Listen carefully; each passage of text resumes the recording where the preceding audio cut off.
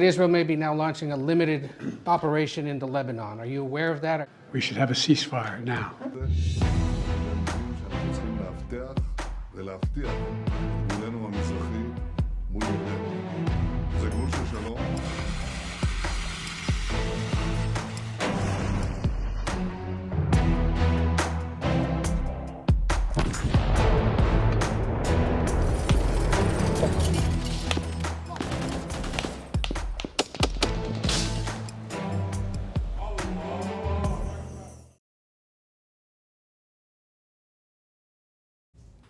Joe Biden's appeals are falling on deaf ears. Israel is expanding the war. After Gaza, it has launched an operation in Lebanon, a ground offensive, the first of its kind since 2006. Israeli troops have been mobilized for what they're calling a limited operation. The IDF, or the Israeli Defense Force, says that it is conducting targeted raids along the border and its troops are yet to enter Lebanon. But it may just be a matter of time because Lebanon already looks like a war zone, coming under a full-scale assault. Allahu Akbar, Allahu Akbar.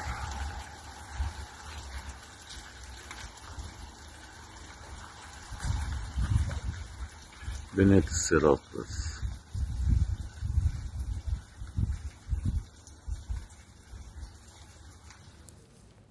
How many soldiers are part of this operation? Israel says it has deployed one army division. Typically, one division has more than 10,000 troops. The IDF has not confirmed any numbers, but the pictures speak for themselves. This appears to be a large-scale attack. Israel is also conducting airstrikes. But there are no reports of direct clashes yet, clashes between Israeli troops and Hezbollah fighters. No reports of that yet. Israel says it is striking Lebanon from outside the border, and Hezbollah says the same, that no Israeli soldier has entered Lebanon yet. Last night, some pictures surfaced on social media. Take a look at this first.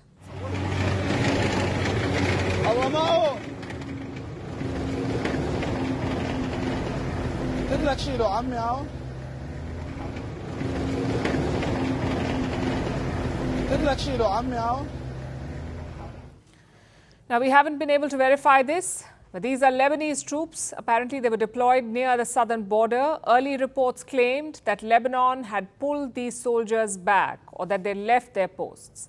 But a few hours ago, the Lebanese military has denied all such reports. They said that the troops were not pulled back. Instead, they were simply redeployed. They could be preparing for a bigger attack from Israel. That's the Lebanese version. Meanwhile, the IDF is asking locals to vacate the border areas, especially in southern Lebanon that shares the border with Israel, southern Lebanon. The Israeli military has issued warnings to locals there, to residents in at least 30 villages, asking them to leave.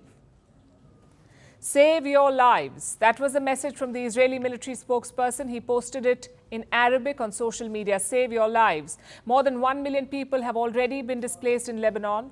Israel has been pounding Beirut as well. That's the capital city of Lebanon. They say that they're going after the Hezbollah and dismantling their bases. Hezbollah turned Lebanese villages next to Israeli villages into military bases, all ready for an attack on Israel. Hezbollah had prepared to use those villages as staging grounds for an October 7th-style invasion into Israeli homes. The entire situation is spinning out of control. Israel's operations have raised tensions across the region. They've sparked clashes in the West Bank. Israel conducted a military raid there too, in the West Bank. There was an exchange of fire. The locals fired upon Israeli forces and the Israeli army retaliated. At least one Palestinian is dead and 4 Israeli soldiers are injured. Israel is also defending itself against a barrage of rockets. Look at this map. It was published by their Air Force. There are red marks everywhere, pretty much covering the entire Israeli territory. Its air defense system intercepted rockets in all these areas. Air raid sirens were heard across Israel through the day today. These rockets came from the north. They were fired by the Hezbollah. They did not cause any significant damage, but they delivered a clear message from the Lebanese side. Israel may have taken out top Hezbollah commanders, including its leader Hassan Nasrallah. Israel may have left the Hezbollah weakened, but it is not defenseless. That was the message. That's what these rockets were supposed to convey. They were a demonstration of the Hezbollah's capabilities, proof that they can strike targets deep inside Israel. You see, Hezbollah still has long-range rockets in its arsenal, and it's not afraid to use them. In fact, that's the mood in Beirut as well. In my opinion, there is only a small possibility that Israel will be able to penetrate because the resistance remains strong.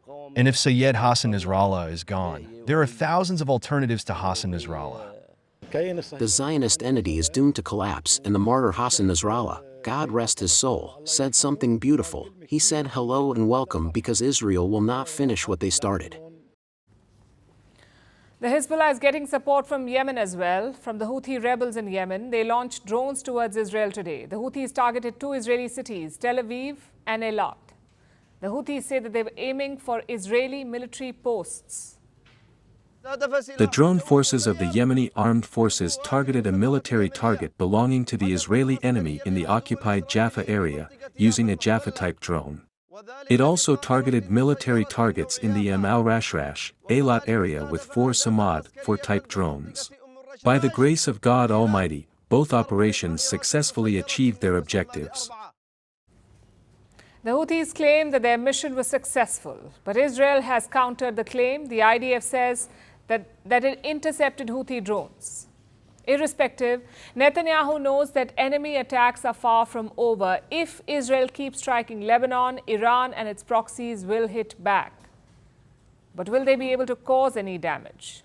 That's our next story. Firstpost decodes the U.S. election. Explains how America chooses its president. Your primer on the race to the White House.